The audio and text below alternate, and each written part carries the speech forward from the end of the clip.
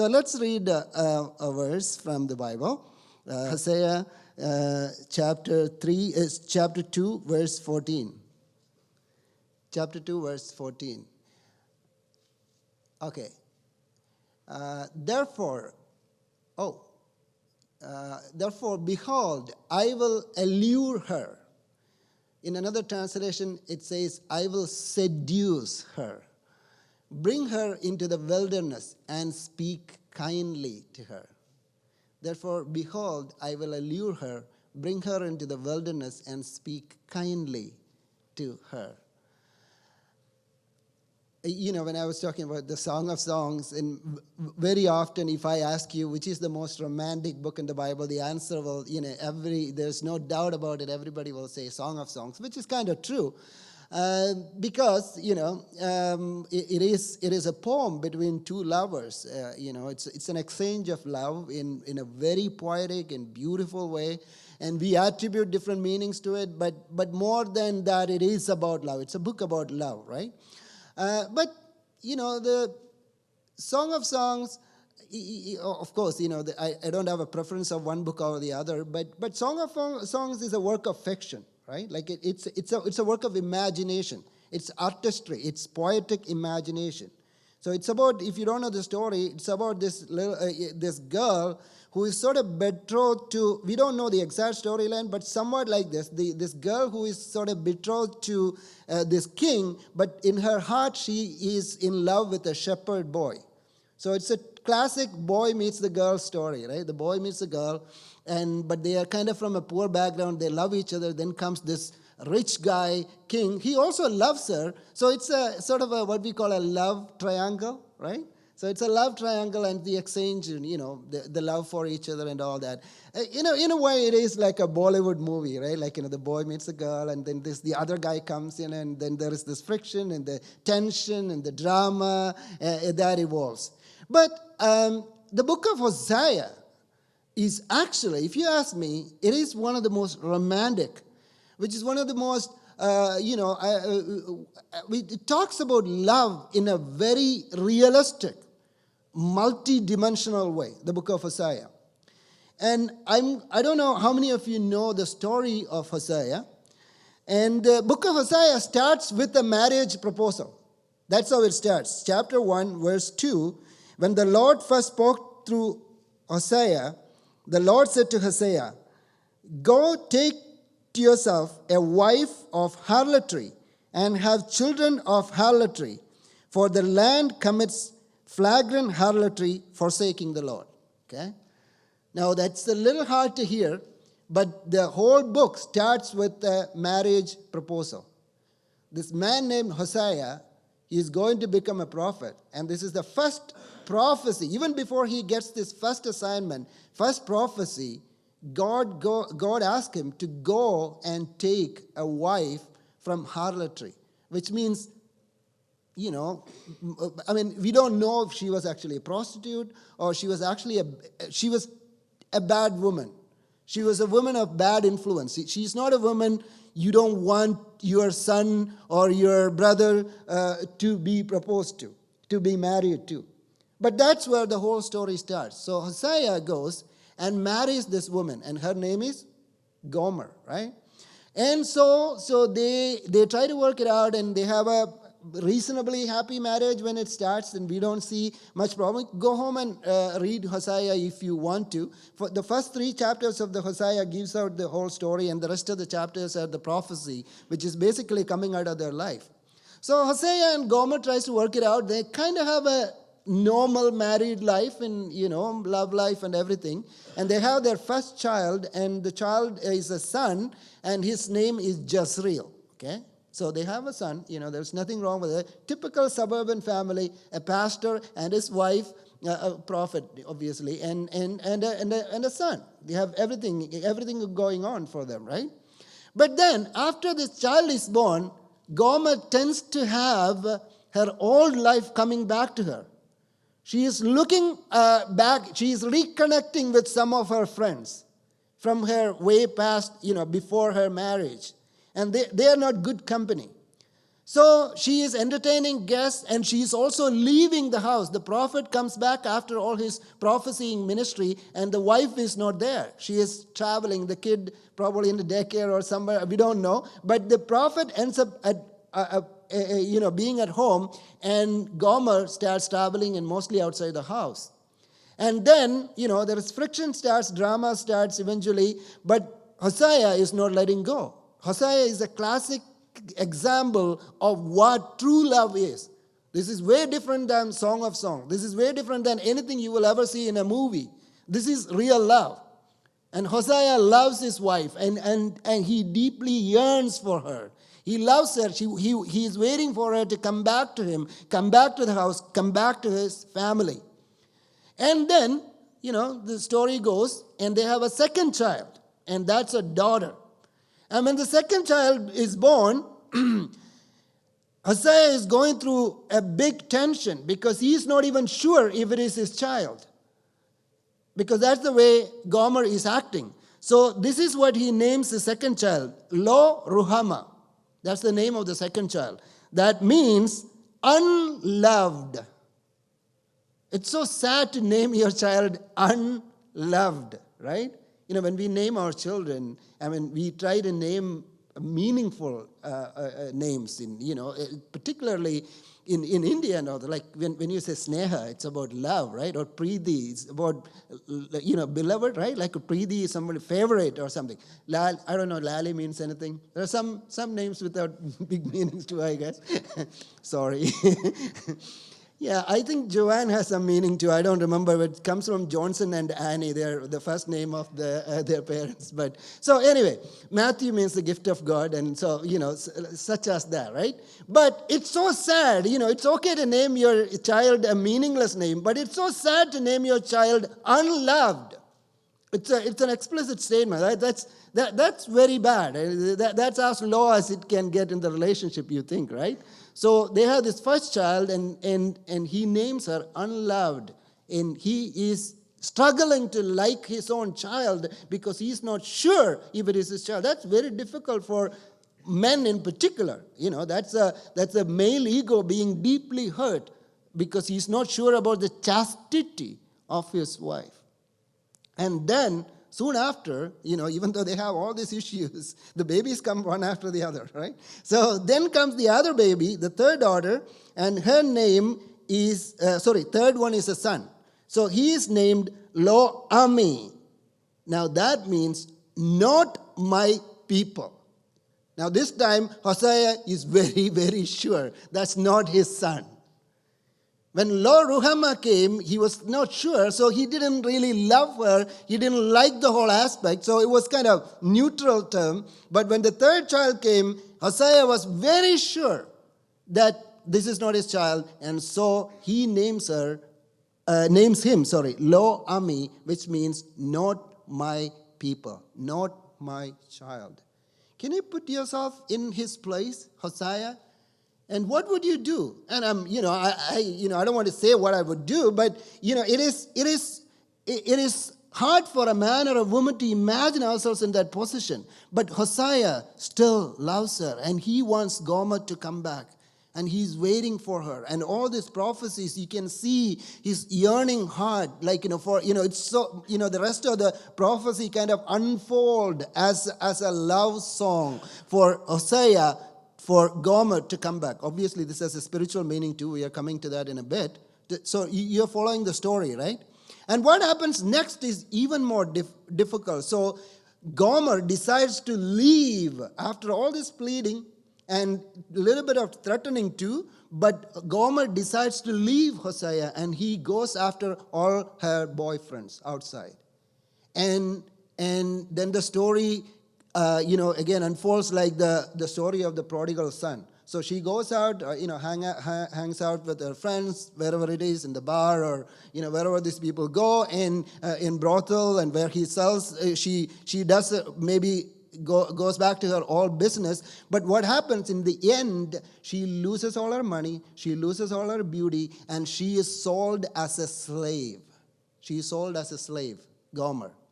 And we think that's the end of the story. Then there is Hosea, she hears a knock at the door, and there is her husband waiting for her. And he is basically paying a ransom to redeem her. Hosea redeems her by paying 15 shekels of silver and 13 bushels of barley. And he redeems his wife from slavery. And to me, this is sort of the ultimate act of love. How much you can, this is beyond romanticism. This is truism. This is actually the reality of life, and something, whether we are husbands or wives or fathers or mothers, or, even without that, we can all something identify with, or something we should identify with. And again, as you know, this is not just about Hosea and Gomer, right? Because this is a parallel of what God is doing with Israel. So, today morning, actually, we happened to hear Ravi Zachariah on the, radio.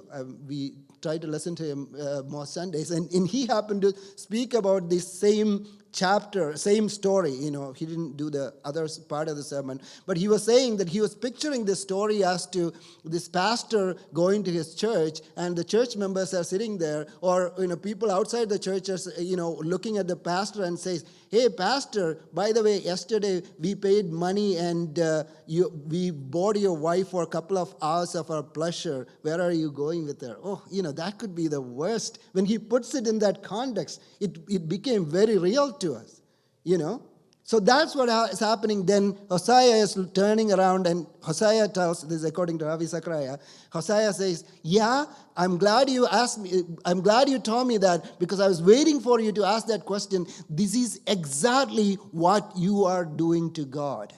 I wanted you to ask this question because all these things are meant to initiate a dialogue between me and you. And I will tell you, you are talking about my wife, right? What she did is wrong, right? That's what you're saying. But that's exactly what you are doing to God.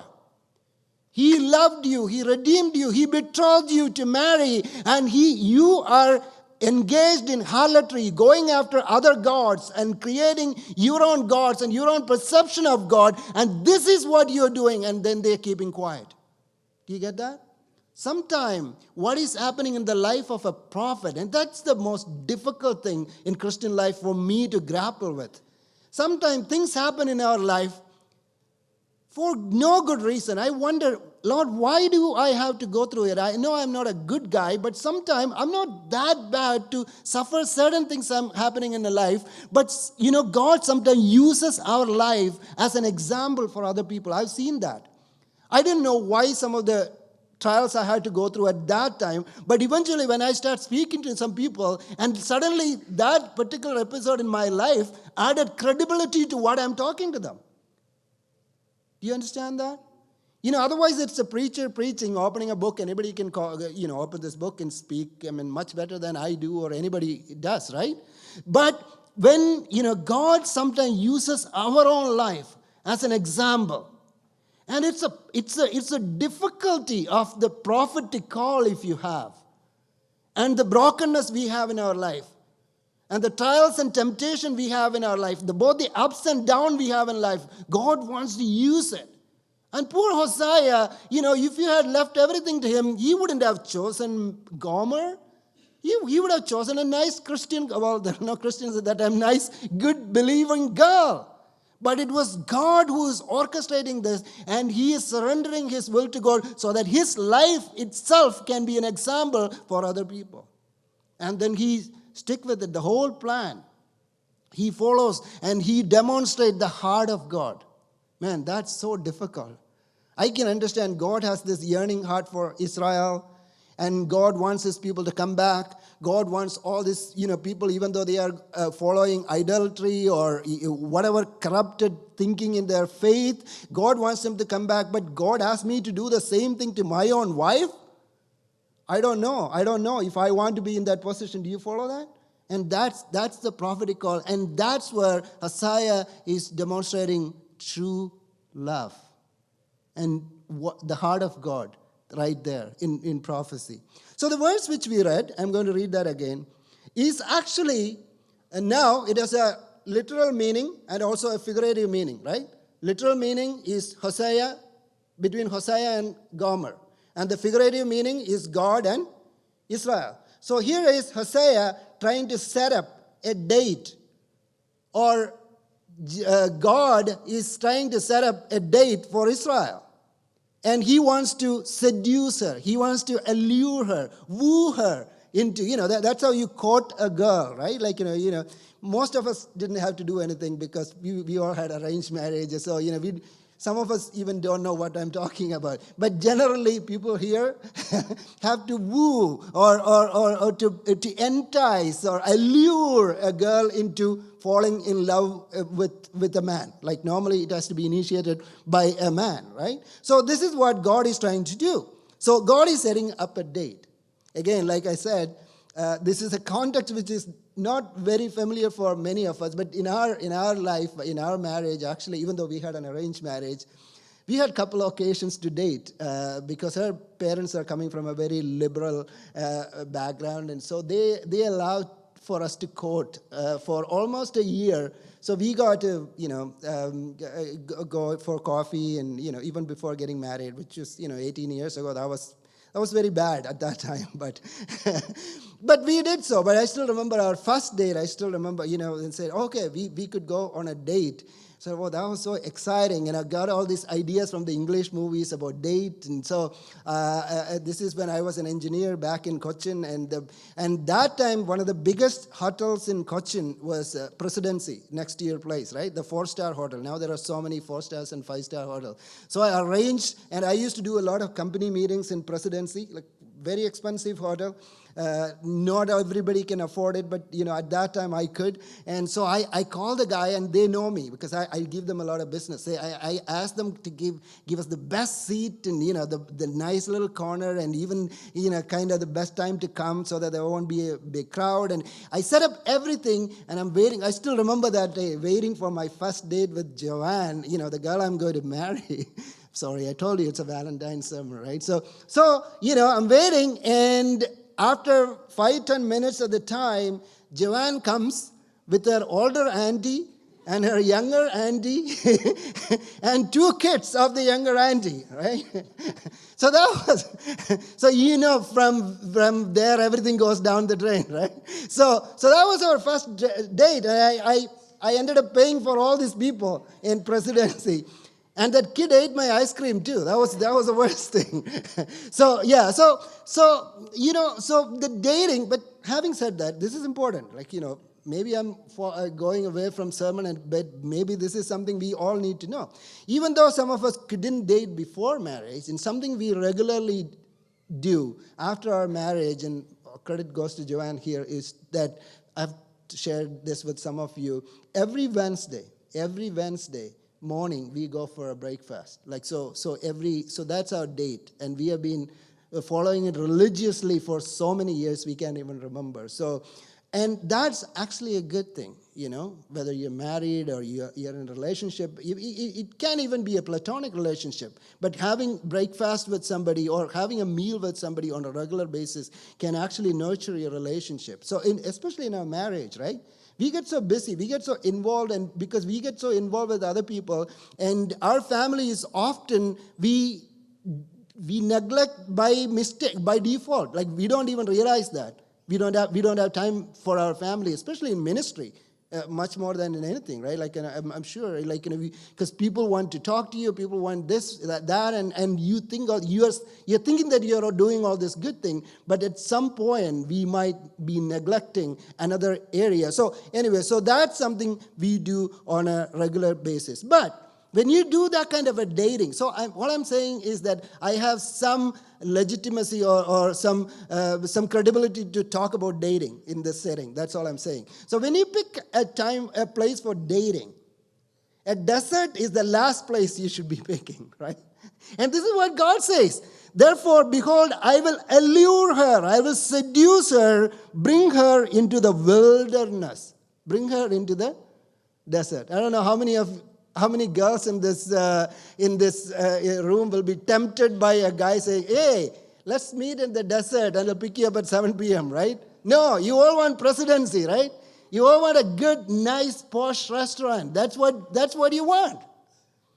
But this is what God says. I'm going to take you on a date. I'm going to allure you to the wilderness. Now that's kind of interesting. The place God picks, right? Now, if you really look at the Bible, most of the prominent characters in the Bible all had a date with God in the desert. And even though the story of Israel starts from Abraham, where did he start from? These are desert people. They heard the voice of God in the wilderness. Where did Moses find God? Where was the burning bush? Right in Rodeo Drive in Los Angeles? No, it was in the desert. That's where God shows up. Where did Jesus start his ministry? 40 days of fasting in the desert. That's the first step. That's where it all starts. Remember? That's where the ministry starts. God has a date with his people in the desert. Because that's where God can sometime get our attention. We live in a world which is so distracted by everything around us, right? And, recently, I think a couple of weeks ago, we went to a small Chinese restaurant to have meal, and Joanne and I was just having a teriyaki and yaki place, and we are having some noodles or something. So a mom and a son walked in, and they're having their dinner, a mom and a son, and they're sitting there, and that kid, they were there at least for half an hour. At least there for half an hour. They didn't speak a word to each other. They ordered the meal, they got the meal, they ate. They didn't speak a word to each other. The boy was on his phone and he was checking something. The mom was just sitting quiet and she was contemplating on something. Sometimes she is also checking her email. And I'm kind of thinking, man, where have we, what has the world become? And this is something happened fresh in my mind a couple of weeks ago. And this is something I'm sure you have witnessed this around you, because our world is so distracting with other things. So we lose the most important things because it's right next to us. We don't get to see it. And this is why we have to fast. And this is why we have to pray, fast and pray. Because, what is happening in the fasting is that we are kind of shutting down all our senses, in the sense, like, there are 5 senses, right, with which we experience the world. Right? Isn't there 5? Yeah. Eyes and nose and ear and the tongue and the touch. Yes. So we experience the world with what we see, what we hear, what we smell, what we taste, and what we touch. And what we are trying to do in a fasting or prayer situation is to shut down all this, because these experiences are so much in the music that is coming through the radio and the commercial we are seeing in the television or the billboard. It's all pounding on our eyes, pounding on our ears, and the smell and everything in this world is so enticing. We are so distracted. And for one day or for one meal, we are just going to shut down everything. And that's when we realize we all have a 6th sense. That's no joke. We all have a 6th sense God has given. That's the one which connects with God. Our spirit internally communicates with God. And we can do that because all other 5 senses are so pounding on us. Do you follow me? So that's why God is taking us to a desert for date, because that's when you can truly discover who he is. Because, there is this lady, Hagar, the story of Hagar. And he had 2 dates with God in wilderness, in the desert. You can go home and read. It's Genesis chapter 16 and 24, I guess. And she goes to the desert, and, then she is crying, and she doesn't know how to eat. There is nothing to eat. And then God gives her a stream, that's when she is with Ishmael, right? And in that context, she names, this is in Genesis chapter 16, I believe, she has this date with God, or the appearance of God. She sees God in the desert. And then, this is what she says. She uses a word which is, Bir lahai roi. I saw the God which saw me. That's what she says. That's very interesting. And she names that to a well, I guess, which she sees the stream, or the city is named after Bir Lahai Roi, which means, I see the one who sees me. See, the problem with us is that we are seeing so many things, because so many things are competing to get our eyeballs, and we forget to see the one who sees us. See, God is seeing us. There is no doubt about it. But sometimes we don't know God is seeing us because we don't see the one who sees us. Do you follow me? Because we wonder, is God really seeing us? Or why am I going through all this wilderness? Why am I in the desert? Why am I in the brokenness? Why am I getting sick? And whenever his life is so perfect, why am I going through this? And we wonder if God is seeing us. Then God entices, allures us, seduces us to go on a date with him in the desert. And then we get to see him, who he really is. Like we get to see him as who he truly is. And there's another story. Again, I wanted to read all this, but we need some time for prayer. Let me read this anyway. Elijah had this date. 1 Kings chapter 19, verses 4 to 8. 1 Kings chapter 19, verses 4 to 8. This is a famous story. 1 Kings chapter 19, verses 4. Do we have anybody there? No, I think so. Okay, I'll get it. Oh, yeah, there it is. Sorry. So, this is Elijah, prophet Elijah. But he himself went on a day's journey into the wilderness and came and sat down under a juniper tree. And he requested for himself that he might die and said, "It is enough now, O Lord, take my life, for I am not better than my fathers." Now, if you study the context, you can't even believe someone like Elijah would say this, because what happened before this is one of the most spectacular things you would ever read in the Bible. Chapter 18, 1 Kings chapter 18, Elijah is performing this magic where there's 450 prophets of Baal against him, and he is with this little sacrificial altar he created, and then the fire of God fell. You remember that story, right? The fire of God fell, and all these 450 prophets are killed. And he is actually in the pinnacle of his, of his ministry, at the peak of his excellence in ministry. And this is happening right after that, right after this thing. And something like that happens in my life. If I am able to perform that kind of a big miracle and at least even able to witness that miracle, I think I'll be pumped up for the rest of my life. But that's not what is happening. He immediately goes into depression. And he says, that's it, end of it, I'm done. You know why? All because if you read the first 2-3 verses of the same chapter, Jezebel, the queen, threatened him.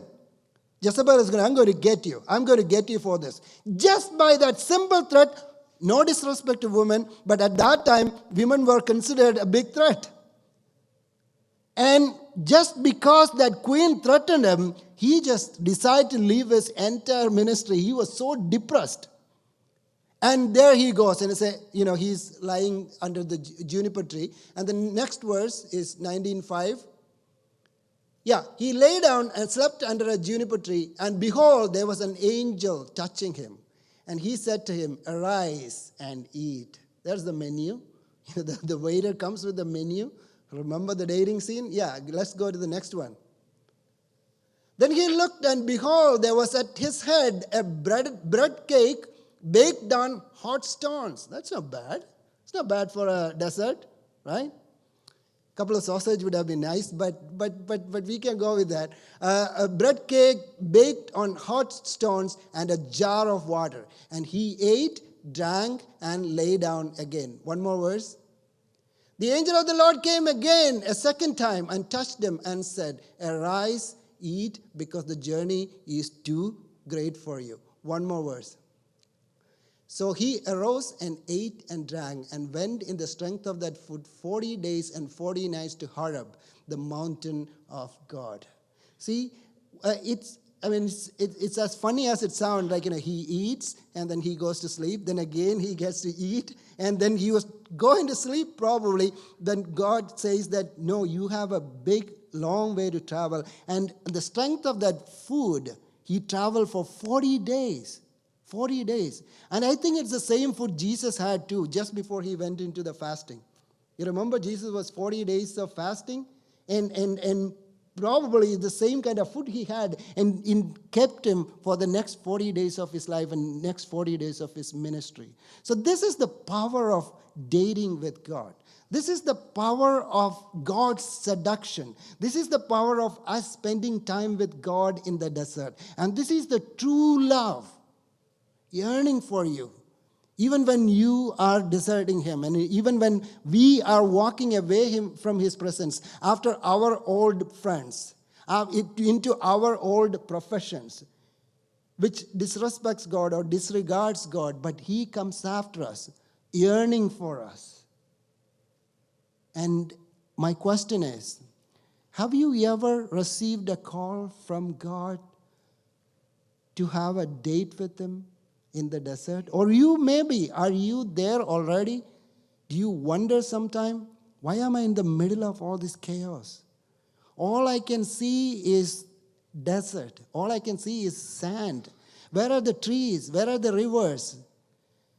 Where is music? All I can hear is the howling of this wild desert kind of animals. And all I can see is the creeping scorpions and the scorching wind, scorching sun. And that's all I experience. Why am I really getting the prosperity, quote unquote, I'm expecting? Maybe because you are dating with him.